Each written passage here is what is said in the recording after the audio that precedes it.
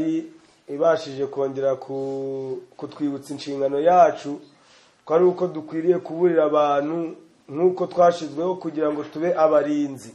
Ntabwo Imana yari yarahaye ishyanga rya Isirayeli ubwiru bw'ijambo ryayo kugira ngo babugumane cyangwa se babunezererwe, ahubwo Imana yari yarabatoranyije kugira ngo ibagire umucyo umurikira amahanga igihe bagombaga kuba banze inshingano Imana yabahaye. Nta kindi kintu gikomeye Imana yagombaga kubitegaho, byagombaga kuzasoza Imana ibatse inshingano yabahaye, kuko yabonaga ibyo Imana yabahaye batarigeze bagenza ute babibyaza umusaruro. Rero nimutekereze yuko Abisirayeli twabarutaga, ahubwo ibyabaye ku Bisirayeli natwe niko bizatugendekera nk'Abadiventiste umunsi wa karindwi, kuko natwe dufite umurimo nk'uw'Abisirayeli. Imana yatubikije amabanga yayo akomeye kugira ngo tugende tuyamenyeshe abatuye isi, tubwire abantu ibigiye kubaho, kuko ari twebwe twahawe amategeko y'Imana kandi tugahabwa umwuka w'ubuhanuzi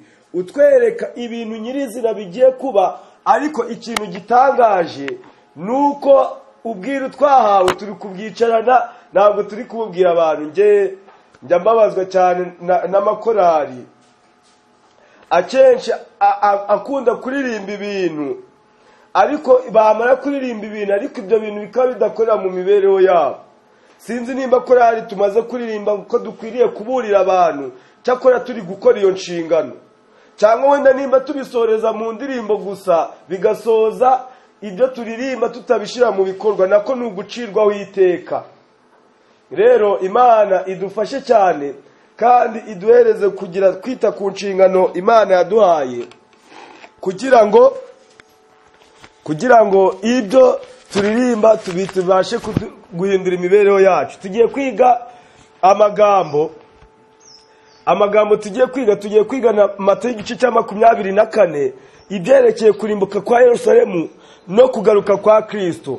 Ibyerekeye kurimbuka kwa Yerusalemu no kugaruka kwa Kristo ni icyigisho kirekire, ntabwo turi bukige muri iki gitondo ngo tukirangize. Dushobora kuzacigamo ibyigisho bigera kuri 4, kuko ni icyigisho kirambuye kandi gifite amabanga menshi cyane dukwiriye kwiga muri iki gihe, kuko ibyabaye mu gihe cyashize bigomba kubaho no muri iki gihe. Mbere yuko twinjira mu kurimbuka kwa Yerusalemu nyirizina no kugaruka kwa Kristo, Yesu Kristo yari yarahuje neza cyane ko kurimbuka kwa Yerusalemu kuzaba guhuje neza nuko Kristo azagaruka, kandi ubutumwa bwari bugenewe abigihe cy'i Yerusalemu bwari bugenewe n'abigihe nabo muri iki gihe, cyangwa se mu gihe kizasoza amateka y'isi. Mbere yuko dutangira icyigisho, reka mbanze ndebe nimba mu iteraniro harimo abashitsi batari Abadiventiste umunsi wa karindwi batugendereye kugira ngo tubakire. Yesu ashimwe. Ndashaka kugira ngo ndebe niba mu iteraniro harimo abashitsi batugendereye batari Abadiventiste umunsi wa karindwi, kugira abashire ibiganza byabo hejuru tubakire. Ese barahari? Ntabwo. Rero urumva inshingano dusabwa gukora ntabwo turi kwikora nk'uko bikwiriye, kandi korali imaze kutubwira yuko abanyabyaha bagiye kurimbuka, kandi niko koko biri. Ijuru ryo riratangaza ko isi igiye kurimbuka, ariko mu iso bakavuga ko ari amahoro. Rero ni inshingano zanyu kugira ngo abavandimwe mubamenyeshe ubutumwa bwiza buheruka buri kuvugirwa ahantu, kugira ngo abantu bitegure ubwami bw'Imana bugiye kuza, kandi Kristo uri hafi kuza, abantu babashe kwitegura kugira batazatungurwa. Matayo 24 hatubwira neza ukurimbuka kwa Yerusalemu no kugaruka kwa Kristo. Ariko mbere yuko tureba koko ibi bintu byari byaranuwe, bigomba ubutumwa bwabwirwaga b'i Yerusalemu bukwiriye guhuza n'ubutumwa bwo muri iki gihe. Hari amagambo umuhanuzi w'Imana yari yaravuze muri iki gitabo cy'intambara ikomeye, paje ya 20 ku isubi ya 3.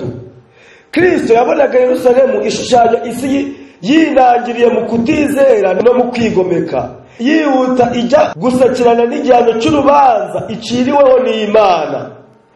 amakuba yari ku bwoko bwagomye yashenguraga umutima we, niyo yamuteye uko kurira kurenze urugero atakishwa n'umubabaro.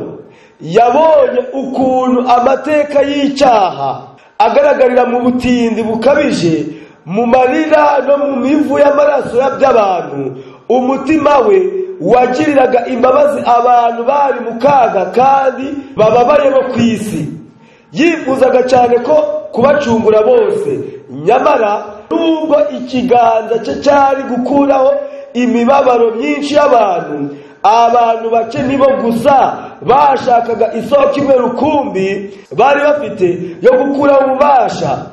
Yari afite ubushake bwo kwitanga agapfira kugira ngo abegereze agakiza, nyamara bake gusa nibo bamusanze kugira ngo babone ubugingo. Yesu Kristo turaza kubireba, tugiye kureba ibintu byagaragaye mbere y'uko kurimbuka kwa Yerusalemu kugera icyumweru cya mbere y'uko Kristo abambwa.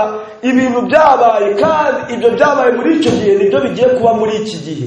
Tugiye kwigana icyigisho kirasa naho kiraba kirimo ubutumwa bwiza, ariko kiraba kirimo n'ubuhanuzi, kandi ntabwo kiraba ari icyigisho kimwe. Tuzakomeza turebe kurimbuka kwa Yerusalemu no kugaruka kwa Kristo, tuzarebamo nibura nk'ibyigisho bitatu, kuko ni icyigisho kirambuye cyane. Luka igice cya 19, ubutumwa bwiza uko bwanditswe na Luka igice cya 19, turahera ku murongo wa 29.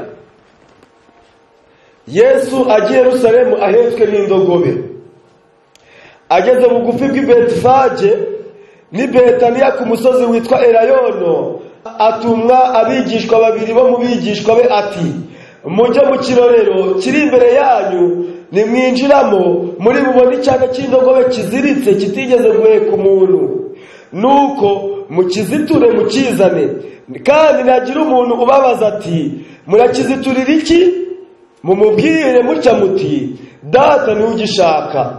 Izo ntumwa ziragenda zibisanga nk'uko yazibwiye. Bakizitura icyana cy'indogobe, ba nyiracyo barababaza bati, murakiziturira iki? Barabasubiza bati, databuja niwe ugishaka. Bakizanira Yesu, bagitegura imyenda yabo, bakicazaho Yesu. Akigenda basasa imyenda yabo mu nzira, yenda kugera mu ibanga ry'umusozi wa Elayono. Iteraniro rinini ry'abigishwa be bose batangira kunezerwa no guhimbarisha Imana ijwi rirenga kubw'ibitangaza babonye byose, bati, hahirwa mu izina ry'Uwiteka, amahoro abe mu ijuru, n'icyubahiro kibe abasumba hose. Abafarisayo bari muri iryo teraniro baramubwira bati, mwigisha, cyaha abigishwa bawe. Arabasubiza ati, ndababwira yuko aba bahoze amabuye yarangurura. Yesu aririra Yerusalemu. 41. Ageze hafi abona umurwa, arawuririra ati, uyu munsi nawe iyo umenya ibyaguhesha amahoro, ariko none bishwa amaso yawe, kuko iminsi izaza ubwo abanzi bawe bazakubakaho uruzitiro, bazakugota, bazakurinda cyane impande zose, kandi bazagutsembana n'abana bawe batuye muri wowe. Ntibazagusigira ibuye rigeretse ku rindi, kuko utamenye igihe wagenderewemo. Iki cyigisho nicyo dusa naho tugiye kurebaho mu bijyanye, mbere y'uko twinjira mu cyigisho nyirizina cyo kurimbuka kwa Yerusalemu no kugaruka kwa Kristo. Tugiye kureba ibintu byabaye mbere y'uko Yerusalemu irimbuka. Mbere y'uko Yerusalemu irimbuka, Yesu Kristo yagombaga gusubira muri Yerusalemu afite ubutwari bukomeye, kandi ikintu cya mbere yagombaga gukora, yagomba kugaragariza abantu ko afite ubutware bwo gukiza abantu ibyaha. Niyo mpamvu tugiye kubaza kureba Yesu Kristo mbere y'uko yinjira muri Yerusalemu yagombaga kuzitura icyana cy'indogobe cyari kiziritse. Hano tubonye amagambo avuga ngo ageze bugufi bw'i Betifage ni Betaniya ku musozi witwa Elayono, atuma abigishwa babiri. Arangije ababigishwa babiri ababwira ikintu gikomeye. Arababwira ati, nimujye mu kirorero kiri imbere yanyu, nimwinjiramo muri bubone icyana cy'indogobe kiziritse kitigeze guheka umuntu, nuko mukiziture maze mukizane. Hano mu kirorero cy'i Betifage mu kibaya hariho icyana cy'indogobe cyari kiziritse. Ahangaha ndagira ngo dutekereze neza cyane. Wakwibaza, ababigishwa babiri Kristo yatumye kuzitura iki cyana cy'indogobe bari bantu ki? Cyangwa se iki cyana cy'indogobe cyo cyari ni icyana cy'indogobe nyirizina? Kuko Bibiliya burya iyo yigisha mu marenga, ntabwo ari igihe ivuga ku nyamaswa ariko yerekeza ku bantu. Ibyo ni imvugo ya Bibiliya musanzwe mumenyereye, aho Kristo yavuga ngo umwana w'intama, burya ntabwo bayerekeza ku mwana w'intama nyirizina, ahubwo bayiyerekeza we ku giti cye. Hari aho yavuze ku bijyanye n'ihene ariko bigasoza ihene babaye abantu.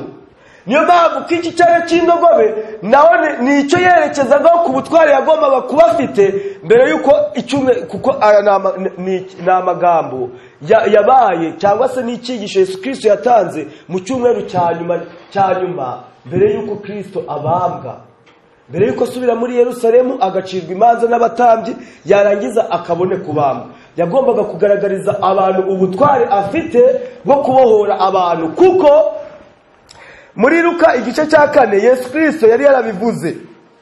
Tumanze tugere muri Yesaya igice cya 61. Yesaya 61, tumanze turebe Yesaya ahanura Kristo umurimo yagombaga gukora. Yesaya 61 umurongo wa mbere. Umwaka Uwiteka azagiramo imbabazi. Umurongo wa mbere. Umwuka w'Umwami Imana ari kuri nge, kuko Uwiteka yasize amavuta ngo mbwirize abagwaneza ubutumwa bwiza. Yantumye kuvura abafite imvune mu mitima no kumenyesha imbohe ko zibohowe. Yesu ashimwe. Inshingano ya mbere ikomeye cyane Yesaya ahanura Yesu Kristo yaje kwerekana yuko kugira ngo amenyeshe abantu iby'igihe cy'imbabazi, kandi no kumenyesha abantu yuko nubwo bari imbohe igihe cyo kubohorwa cyari kigenje ute, cyari kigeze. Noneho Yesu Kristo nawe n'ubundi aza kubivugaho muri Luka igice cya 4. Ariyo magambo naringiye gusoma. Luka igice cya 4 guhera ku murongo wa 18. Yesu nawe ageze arimo kubwiriza ubutumwa bwiza, yaje kubivugaho iby'inshingano yari yaramuzanye. Guhera ku murongo wa 18, Luka 4 umurongo wa 18 haranditse ngo ku murongo wa 16 ngo agiye i Nazareti iyo yarerewe. Ku munsi w'isabato yinjira mu isinagogi nk'uko yamenyereye, arahagarara ngo asome. Bamuha igitabo cy'umuzingo, igitabo cy'umuhanuzi Yesaya, arakibumbura abona igice cyanditswemo ngo umwuka w'Uwiteka ari muri nge, nicyo cyatumye nsingira kugira ngo mbwirize abakene ubutumwa bwiza. Yantumye kumenyesha imbohe ko zibohorwa n'impumyi ko zihumuka, no kubohora ibisenzegeri, no kumenyesha abantu iby'umwaka Umwami agiriyemo imbabazi. Iyi yari inshingano ya Yesu. Niyo mpamvu mbere y'uko abambwa yagombaga kugaragaza abantu yuko afite ubutware bwo kubabohora, kandi imbohe zari ziboshe cyane. Nta kindi cyari kibaboshe, ni icyaha, kuko abantu baboshwe n'ibyaha. Abantu babaye imbata za Satani, abantu bari bamaze igihe kirekire Satani yarigaruye imitima yabo, yarabazirikiye ku cyaha, nta bubasha bafite bwo kubasha kubohorwa ingoyi y'icyaha. Niyo mpamvu mbere y'uko Kristo agera i Yerusalemu ngo amanikwe, yagombaga kugaragaza ubutware afite bwo kubohora abantu ingoyi y'icyaha afite. Ingoyi y'icyaha kibamazemo igihe kirekire. Niyo mpamvu muri Luka igice cya 19 turi kureba mbere y'uko Kristo agiye i Yerusalemu kugira ngo amanikwe, yagombaga kugaragaza ubutware bwo kubohora. Hano hari icyana cy'indogobe cyari kiziritse mu kibaya cy'i Betifage, kandi ntabwo Bibiliya yatubwiye amakuru y'igihe cyari kimaze kiziritse, ariko cyari kiziritse, cyari kiboshe. Arangije atuma abigishwa bangahe?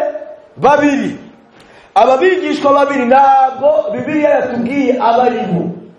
Icyakora nimusoma mu butumwa bwiza igihe Yesu Kristo n'ubundi yatumaga intumwa yoherezaga abigishwa babiri kugira ngo bagende babwirize ubutumwa bwiza. Kubera iki yerekezaga kubigishwa babiri? Nuko yarazi neza yuko igihe imbaraga z'umuntu umwe ntabwo zishobora kuba zabasha kumufasha kugira ngo abashe kuba yabwiriza ubutumwa bwiza. Igihe umuntu yabaga acitse intege undi yagombaga kumufasha. Niyo mpamvu mu ivugabutumwa bagombaga kujya bagenda ari babiri. Ariko muzasoma neza burya impamvu hano muri Luka batatugaragaje neza abo bigishwa abaribo. Burya byari birenze abigishwa bagaragara. Ahubwo Kristo yerekezaga kuki? Yerekezaga ku ijambo rye, kuko mu ijambo ry'Imana harimo isezerano rya kera n'isezerano risha. Intumwa ebyiri muzabisoma mu gitabo cy'Ibyahishuwe. Abahanuzi babiri bahanuye ngo bahanuye bambaye iki? Ibigunira. Abo bahanuzi muzongera basome ngo nibo bita ngo buntu nakunga. Abo bahanuzi ngo bahanuye mu gihe cy'umubabaro. Burya berekezaga kuri Bibiliya kuko yahanuye mu gihe gikomeye cyane ubwo abantu batayikundaga. Ni bwa buryo bw'ubuhanuzi. Aba bigishwa rero babiri boherejwe ntabwo burya ni ijambo ry'Imana. Imana ihereza abagaragu bayo kugira ngo rigende ribashe kubohora imitima y'abantu. Ejo hashize kuwa nyuma niho twize icyigisho ibyanditswe byera imbaraga ihindura umutima. Buriya imbaraga y'Imana ifite ububasha bwo kubohora umuntu mu bubata bwa Satani amazemo igihe kirekire. Reka twihute, hari amakuru menshi nshaka kuvugaho tudatinda ahantu kandi hari ibintu byinshi nshaka kuvuga. Barangije bajya mu kirorero kiri imbere, nuko binjiramo. Bamaze kwinjiramo babona koko icyana cy'indogobe kigenze ute? Cyari kiziritse. Iki cyana cy'indogobe rero cyari kiziritse. Izo ntumwa ziragenda nk'uko Yesu Kristo yabibwiye, zisanga nk'uko byari biri. Barangije barakizitura, ba nyiracyo barababaza bati murakiziturira iki? Ubundi kambabaza, muratekereza yuko ibi bintu byari biziritse iki cyana cy'indogobe ari ibiki? Ni ibyaha byari byaratumye iki cyana cy'indogobe kitava ku kiziriko cyari gihari, kandi twabyanga twabyemera, twavutse tuziritse. Muri Zaburi ya 51 umurongo wa 7 niho atubwira neza yuko mu byaha nimwe twavukiye. Yesaya w'igice cya mbere avuga ngo mu bugoro bw'ikirenge ukagera ku musatsi n'ahazima. Noneho muri Zaburi ya 58 umurongo wa 4 baje kwandika ngo dore naremewe gukiranirwa mu byaha nimwe mama yagenze yabyariye. Ni ukuvuga ngo abantu babyanga babyemera bavutse baziritse ari imbohe. Ariko mbere yuko Kristo abambwa yagombaga kugaragaza ubutware afite bwo kuzitura abantu ku ngoyi y'icyaha bamazemo igihe kirekire. Nibyo byari bishushanya iki cyana cy'indogobe. Noneho yamara kukizitura bakamuteguriraho imyenda. Noneho bamara kumuteguriraho imyenda, kuko icyana cy'indogobe cyagombaga kuba cyamaze gutegurwa akakicaraho akagiye Yerusalemu. None ikibazo twasigara twibaza, tugiye kureba uburyo turi mu ikrose rya nyuma, kandi Yesu Kristo arashaka kugira ngo mbere yuko ababazwa. Mwamuzi ko Kristo azongera akababazwa. Ibi bintu mushobora kubitabisobanukirwa ngo muvuge ngo mbese Kristo azababazwa ate? Ariko reka mbabwire, ibyariho nibyo bizongera kuba. Nimba barabikoreye ku giti kibisi n'icyumye bizagenza ute? Bigomba kuzakibaho. Kandi ku giti cyumye byerekezaga ku bagaragu b'Imana bazakira Yesu Kristo. Ni ukuvuga ngo kuko batihanganiye umwigisha wacu mukuru, natwe ubwacu nitumwakira ntabwo bazigera batwihanganira. Niyo mpamvu mbere yuko Kristo abambwa, mbere yuko Kristo amanikwa, hagomba kuzabanza kuboneka ubutware. Kristo akamanza akazitura abantu be ku ngoyi y'icyaha bamazemo igihe kirekire. Yamara kwicara mu mibereho yabo niho kurenganywa kuzongera kukaboneka. Burya reka mbabwire, muzi impamvu akarengane katariho? Nuko itorero ryataye kwera kwaryo. Ntabwo gukiranuka kw'Imana kukiboneka mu mitima, ariko gukiranuka kw'Imana nikuboneka muzirebera uburyo umwuka w'akarengane uzongera ukazamuka. Barabyanditse mu ntambara ikomeye paji ya 38. Kubera iki akarengane gasa naho kahagaze? Nuko itorero ryiyunze n'ab'isi.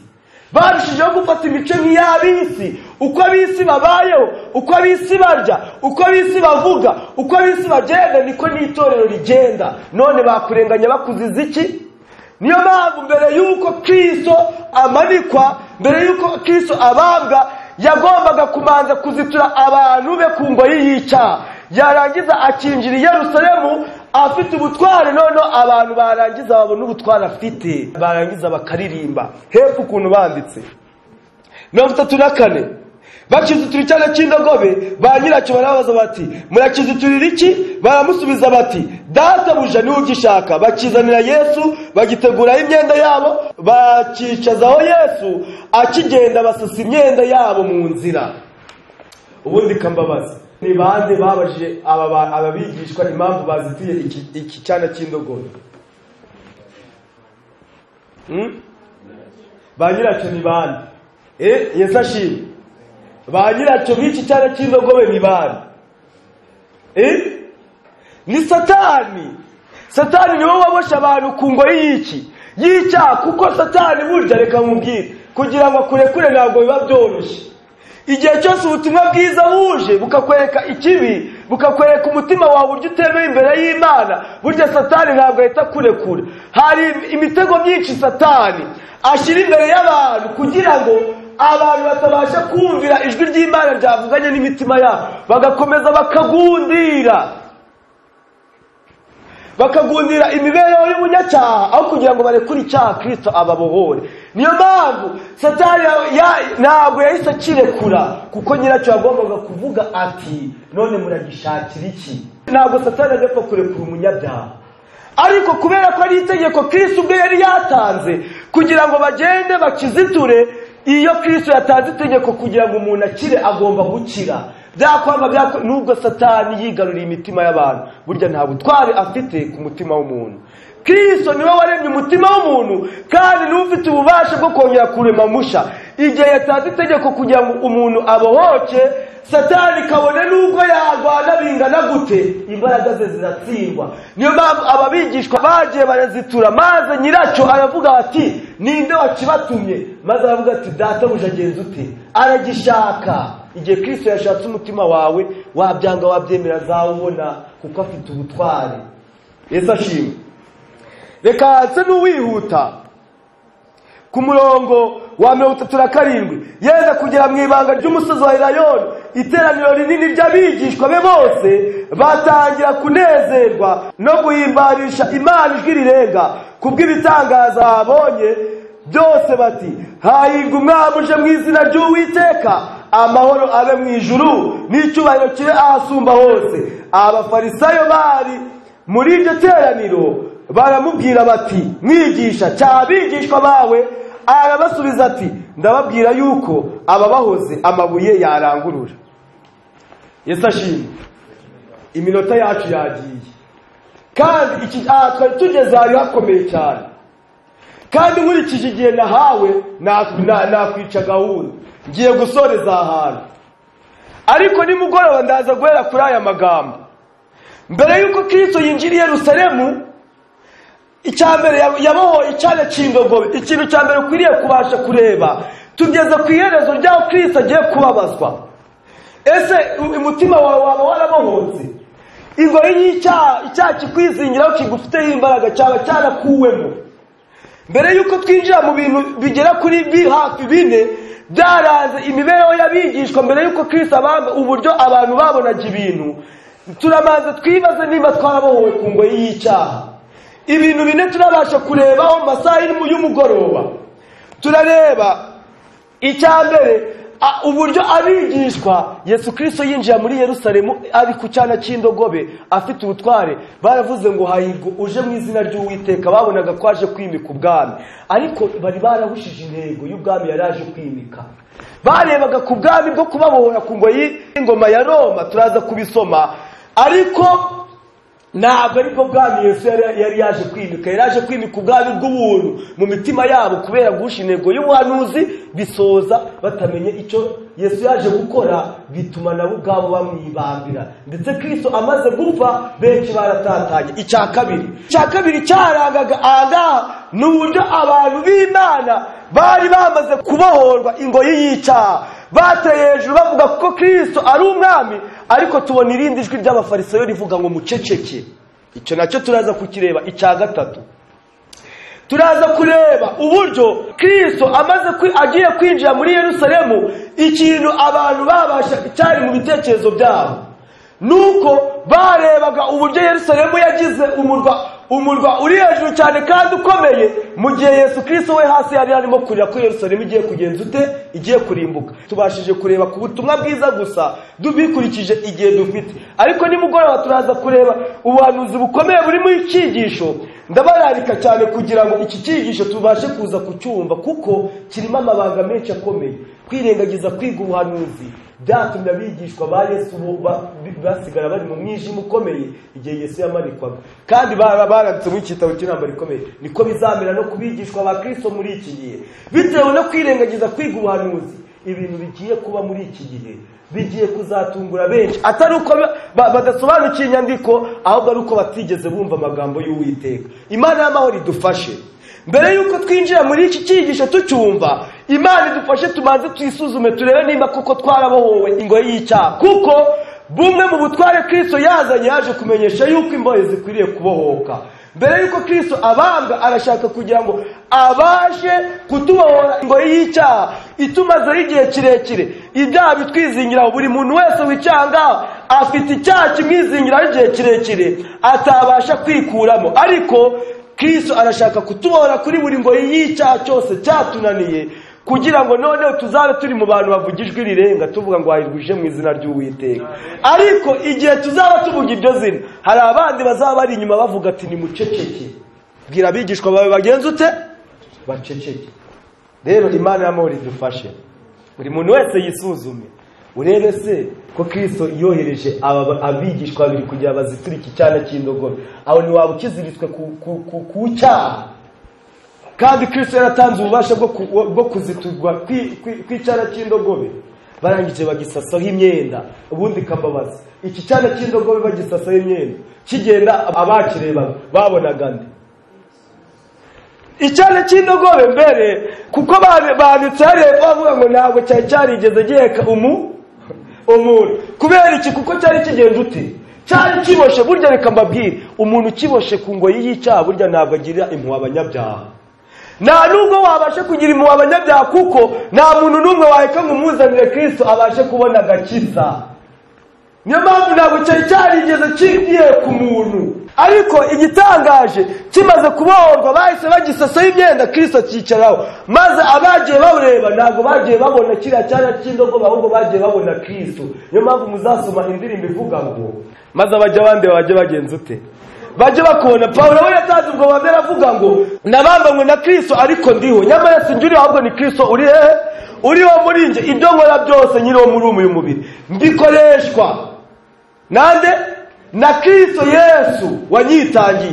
Niyo mpamvu iki cyane cy'indogobe abantu bakibona, ntabwo kijya Kristo agiye Yerusalemu ahetswe n'iki cyane cy'indogobe, ntabwo bari bakibona icyana cy'indogobe, ahubwo babonaga Kristo. Niyo mpamvu nawe imibereho yawe nihinduka, ntabwo bazabona focus, ahubwo bazajya babona Kristo uri muri wowe. Ariko impamvu bakubona ubu ngubu bakabona izina ryawe, nuko babona burya imibereho yawe n'ubundi uracyaziritse. Rero nuziturwa abantu iteka ryose, ubuhamya bwawe uzajya utambuka bavuga ati uriya ni umuntu w'Imana, aho kugira bakubone bazajya babona Kristo uri muri wowe. Imana y'amahoro idufashe kandi iduhereze gutekereza ku mibereho yacu, ubutwari bwo kuziturwa icyaha cyatubashe igihe kirekire tubashe kukibohorwa mu izina rya Yesu. Amen.